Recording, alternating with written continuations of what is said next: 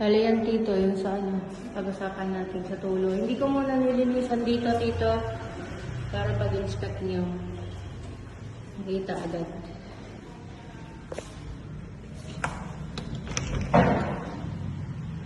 Laundry.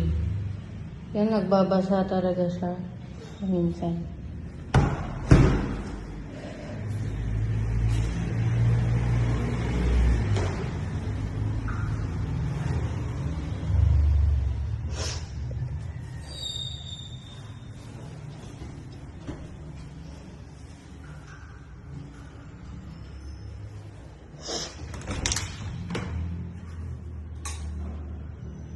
Yan, yung dito, may trouble lang dito. Yung pintura niya pumutok nung nilinisan ko. Nagbabas kasi parang ganito.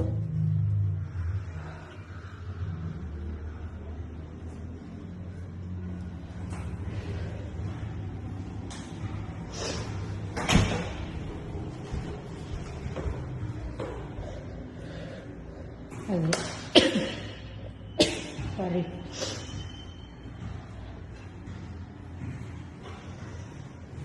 Well, ito po, PLDT, hindi ko na pinatanggal. Baka mamaya kasi magpakabit yung lilipat dito. At least may access na cabinet.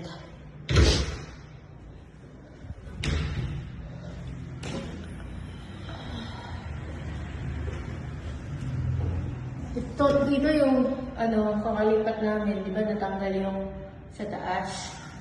Yung niyan, nilagay ko lang din doon. Parang ganito niya.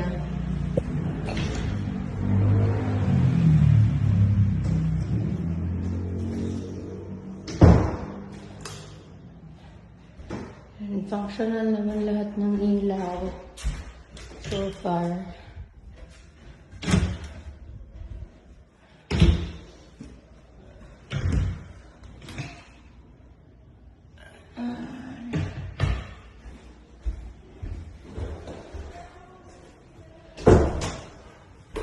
Walang bagong no? Wala po. Walang bagong Tagas. tagas. So, Wala po yan. malamang hindi sa ilalim yun. Hindi po sa pangilalim yan. Malamang po sa tubo nga po talaga yan. Sa minyano ng tubo yan.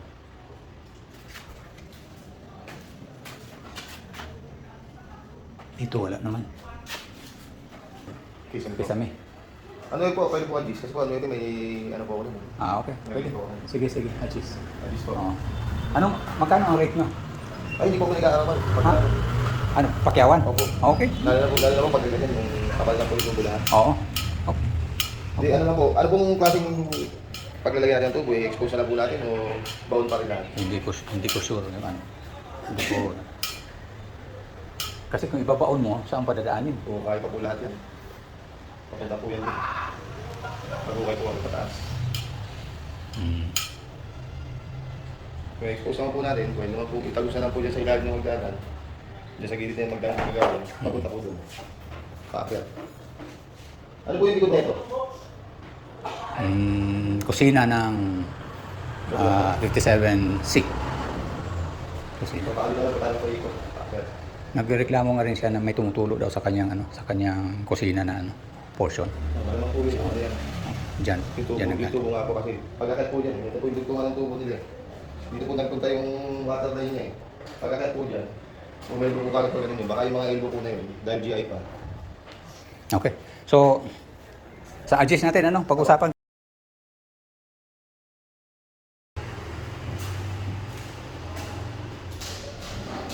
Ano? Wala?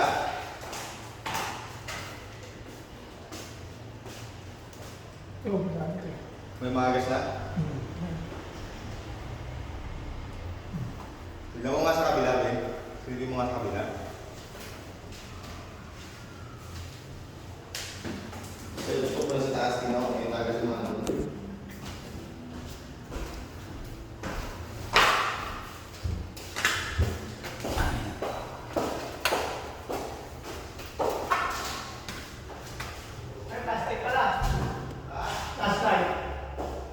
Flashlight.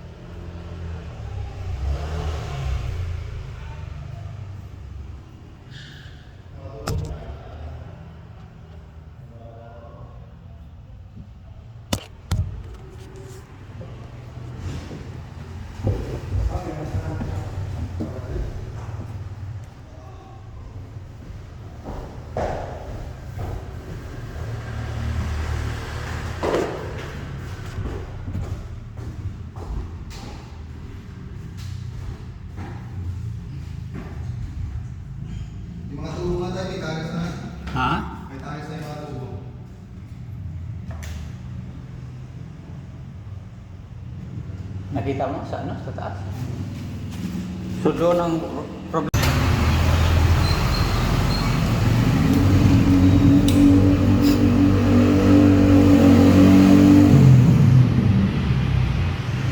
Kami.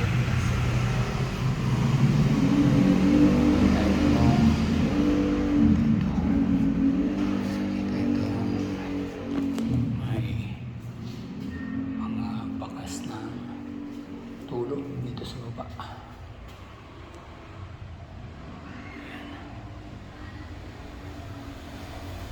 Tulog. So dyan pa naman sa lumaan. Tulog galing doon. Yan.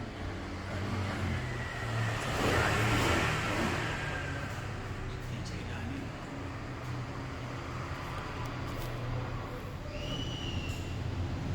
Ilalim. Pa doon. Ayan. Pinabaklas namin ito kasi para makita kung saan galing yung mga ano na yan.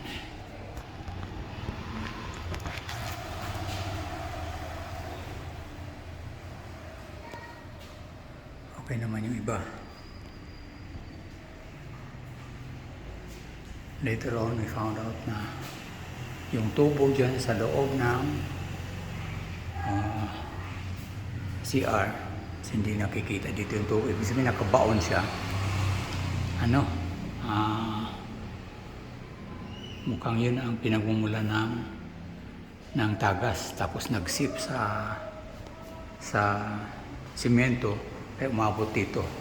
Ayan. Buti nga napansin nila kaagad. At ang ginawa, pinatay kaagad yung sa main valve. So, dyan din sa kabila, sa 57C, tumutulo din daw yung ganito nila. So, itong CR na to, naka-extend dyan hanggang doon sa kanila. Yung portion na yan, ito na yung kanilang kusina, lababo. Sa ibabaw niyan, yung CR. So this share the same yung ano na inidoro dyan sa ilalim. So tumutulog na rin yun. Bukas ang gagawin. Dito pala yung septic tank. Tulog na pala dito. So dito sa maayos ang anim. Bukas, ito papabuksan. Tingnan yung tubo na galing dito.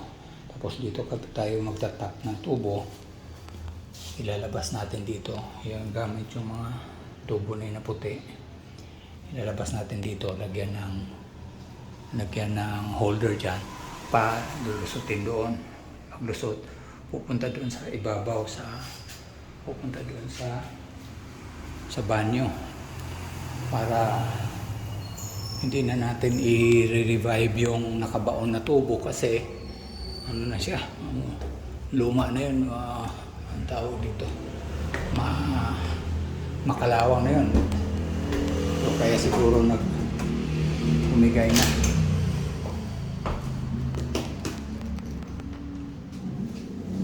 Siguro umigay na. Inalawang, so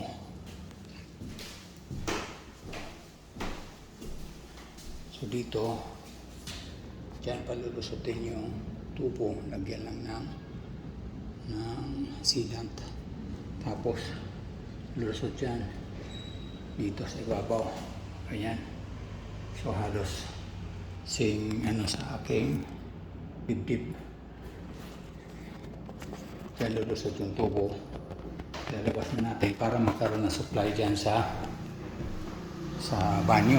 Hindi na natin pwedeng i-retrieve yung lumang tubo kasi it appears na yun yung nag-leak. Ito. Nagbabasa na ito. Hanggang ngayon, basa pa. Ibig sabihin, malamang dyan galing. So, yung tubo, imbis na magkakalkal tayo dyan, magbubutas tayo dyan. i-condemn na yan. Tapos yan, i-condemn na rin. Ito i-condemn na rin yan. Tapos, magbubutas naman tayo dito. Katapos dito, pababayin yung tubo, ipadaanin dyan para makakuha ng linya papunta doon sa baba, sa inidoro. Yan ay ipokondem na rin yan. Ano yan. Tapos yung iba, dadaan dito para dito na diretso yung gripo. Dito na pababayin yung gripo. Tapos dyan na rin yung makakabit na siya ng shower niya dyan. So walang babaklasin sa tiles. Hindi na tayo magbabaklas ng tiles. Kasi matrabaho pag nagbabaklas pa ng tiles. So ito na lang ang pag-asa. This one is, I think this one is hollow blocks. Ang loob nito is hollow blocks. So pagka nabutasan niya yan dyan, makalabas yung, makapasok yung tubo galing doon sa ibaba. Maglagay lang siya dito ng mga piping saka fittings para dyan. So lesser invasion, less invasive siya kaysa yung puputasan pa natin yan para makuha yung saan nanggaling yung tulo, only to find out later on na sa tagal na ng ating apartment ay malamang sa malamang yung loob ng tubo na yun ay kalawang na rin. So kahit na i-revive mo yan pagdating ng panahon, ganun pa rin mangyayari sa atin. Maglilik at maglilik yan, mas maraming trabaho mangyayari. So yun na lang ang solusyon dito, magbubutas yan, tapos kukuha ng linya doon sa baba. So kahit dito lang, kaysa magkakalas pa ng tiles yan sa baba. So it seems na itong gilid niya ay walang problema. Ang problema talaga yung tubo na dyan sa loob ng semento, yun ang nag-leak. So hindi na natin yun i-revive. Gagawa tayong panibago dito. Sa labas na natin padaanin. Okay.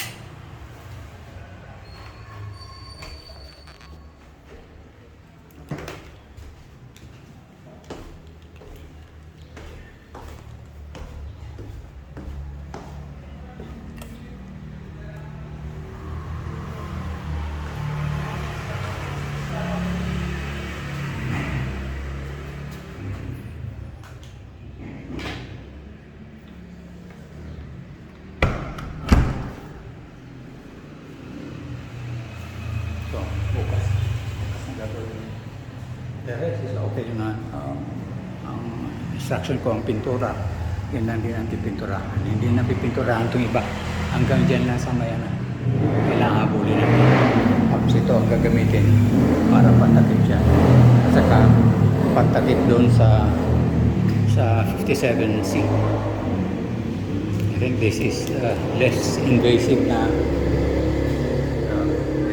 yung gagawin natin, yung makakuha tayo ng linya dyan, pakit doon sa taas, puputas tayo doon. That would be the less expensive at less invasive na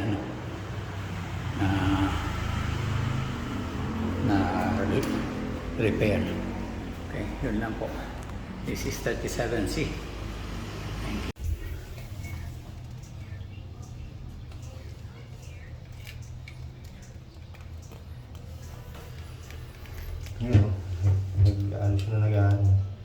So bubuksan natin yan. Ang maganda niyan, Tay, baka hindi lang kasi yan ang tama. Kaya pag gabi, ang lakas ng taga sa baba. Palitan talaga ng tubo lahat to.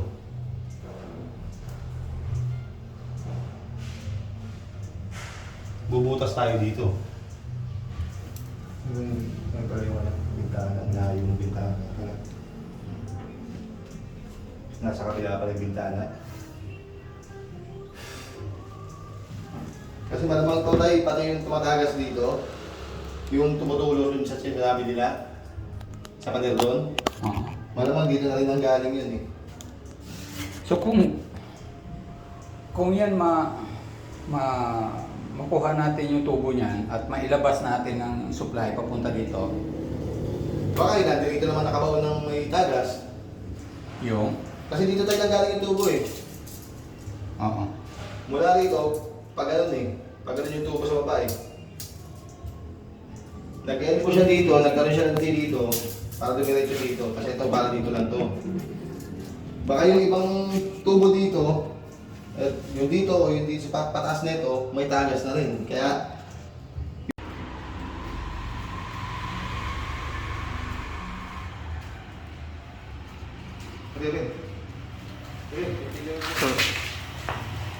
So ito, elbow lang siya? T po yan, T. Ati. So Ito, sir, T. Okay. Ayan. so kung T yan, kuha na. Oo, yan yung pumasok doon. So malamang yan yung papunta sa taas. Oo, dito rin nanggaling yung papunta sa taas. Kaya puputulin natin ito dito. Dito tayo maglilinya ng panibago. Pati dito, bubutas na lang tayo dito. Tapos sisinsigil na natin yung ilalim doon. Hahanapin lang natin doon.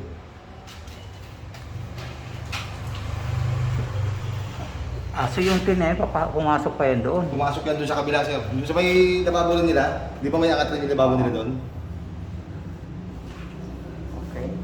Kaya doon siguro nag-connection yung para doon sa taas. Para dyan sa CR. Ay, dyan sa may lababo. Kaya gagawin muna namin,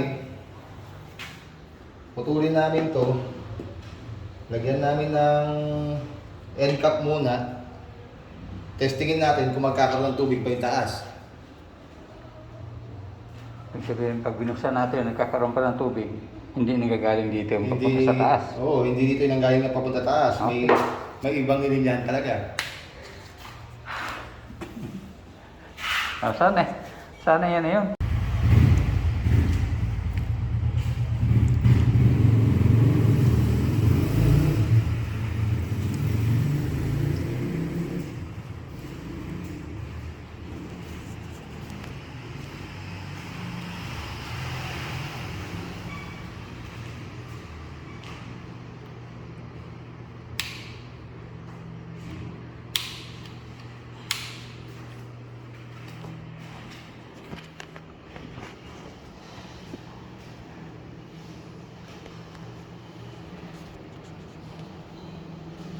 So, tanggalin yung ulo.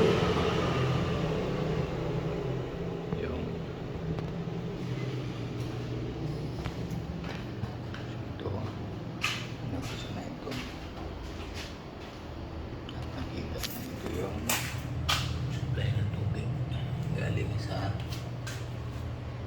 labas. So, ayan doon sa ito ay negative. Ito ay sa kabila sa 57 C. Ito dito 34 C. Ito yung supply na supply na tubig papunta doon sa loob, doon sa banyo at mas well punta doon sa second floor sa toilet.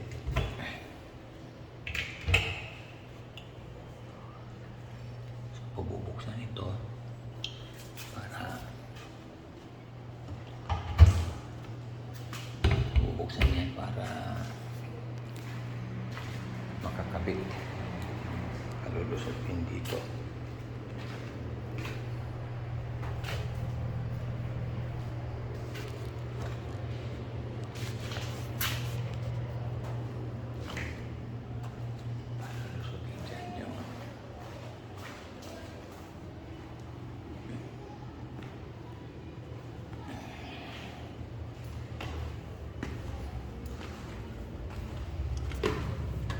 So, binuksan kahapon yung main valve. tubig dito sa 34C. Tapos,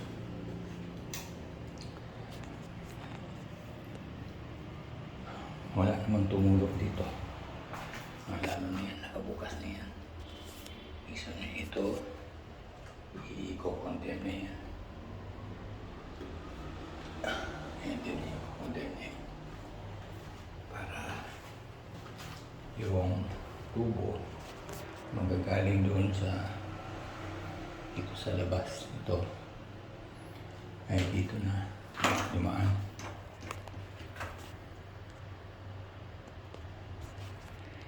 Dito na dumaan. Papasok natin doon.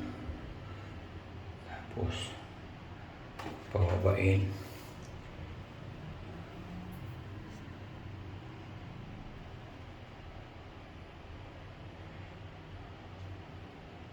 Siguro pababain ganyan.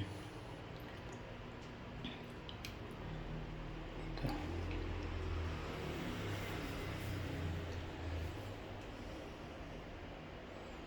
Yan, nalagyan ko yan ng takip.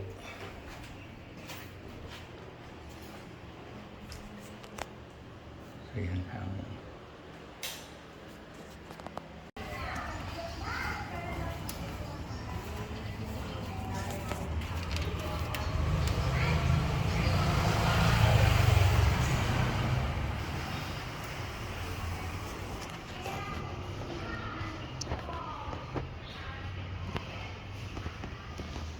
so nakita na ang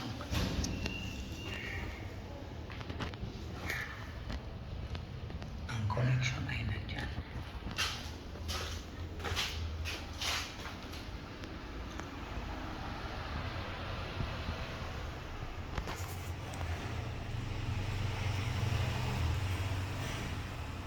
Ito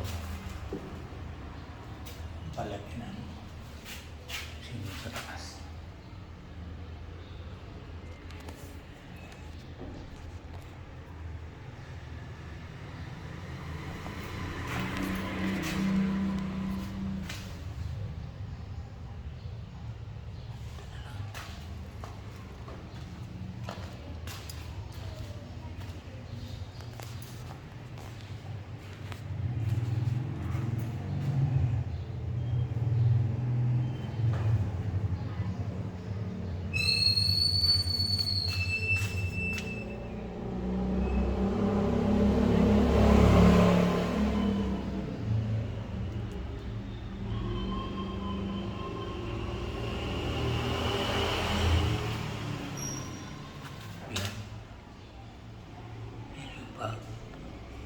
Lagi ng connection papunta dito sa taas.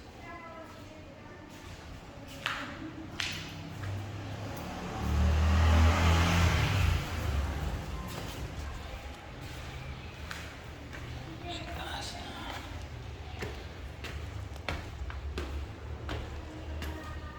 So mahirap yung ito.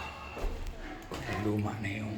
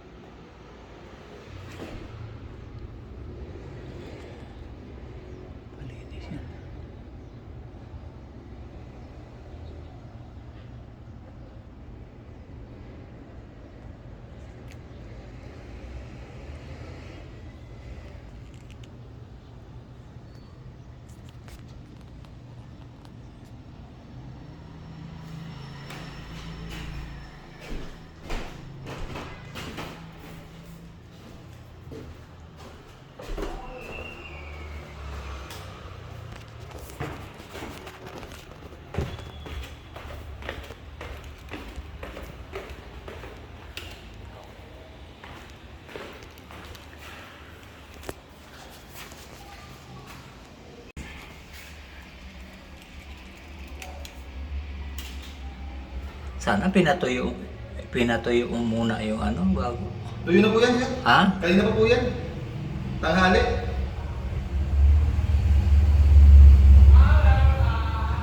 Kanina pa po tanghali yan. May tubig na po yung mga yan.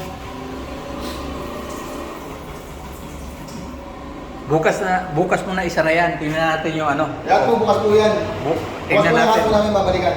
Overnight natin titignan kung ano, kung may leak pa siya. Sige po. Kaya nga, inano lang po namin. Tataas po. Anong ilalagay mo dyan? Ano lang po yan, kahit yung bukas yung stick na natin doon, kabahan. Hindi na pa naman pong tirang konti. Hindi na lang lagyan namin. Okay, ito lang po yung water plant, tumili ka na. Sa taas.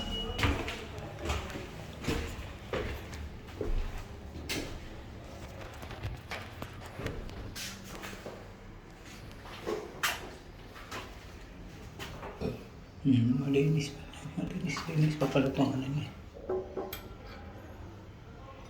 Ano pa? Eh, Ayan sir, yung mga dating pinanggalingan na tubo, pinatay ko na. Kasi magka dating pinanggalingan, wala na po yan. so ito dapat Sisimento po natin yan. masimentohan yan. Opo, lahat po yan.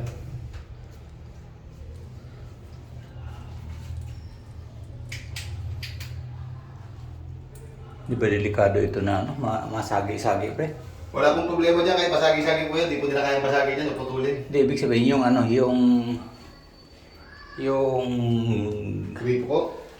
Hindi ako po siguro kasi bakal naman yan. Hindi, yung dugtungan ba? Bakal naman po yan. Ay, dugtungan po. Oo, kaya. Hindi po nila kaya ano yan, tanggalin yan. Di pag nagganyan, oh. Opo, hindi ko matatanggalin yan. Hindi mo mahusay para magiging stable yan, para hindi gagalaw-galaw ng ganyan. Kaya nga po, simento natin yun sa likod. Pakakapitan natin yan, simento sa likod. Wala kang pwede i-clamp na, dito na ano. Wala pong clamp yan na gano'n eh. Kaya kasi po kahit magalaw-galaw naman yan, hindi naman po maglilit yan. Kahit po palu-paluin pa na martin yun, hindi po maglilit yan. Hindi, yung joint ang ano ko, yung joint ang aking tinutukoy. Hindi yung pipe, hindi yung joint. Baka bumigay pagka biglang naggalaw later on.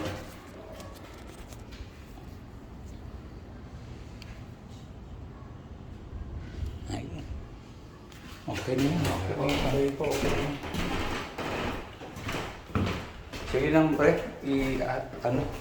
Sana ko i-overnight na po natin, tingnan natin pag ano.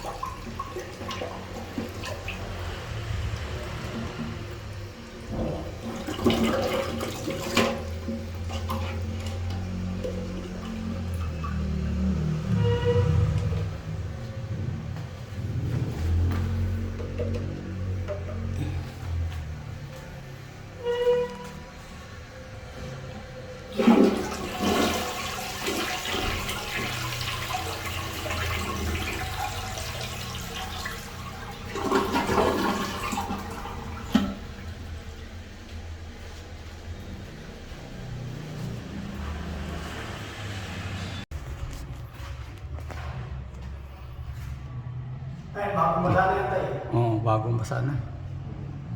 And this one came from here. Yan, masana po. Tapos, galing sa ibabaw po. Galing sa ibabaw tayo. Yan tayo.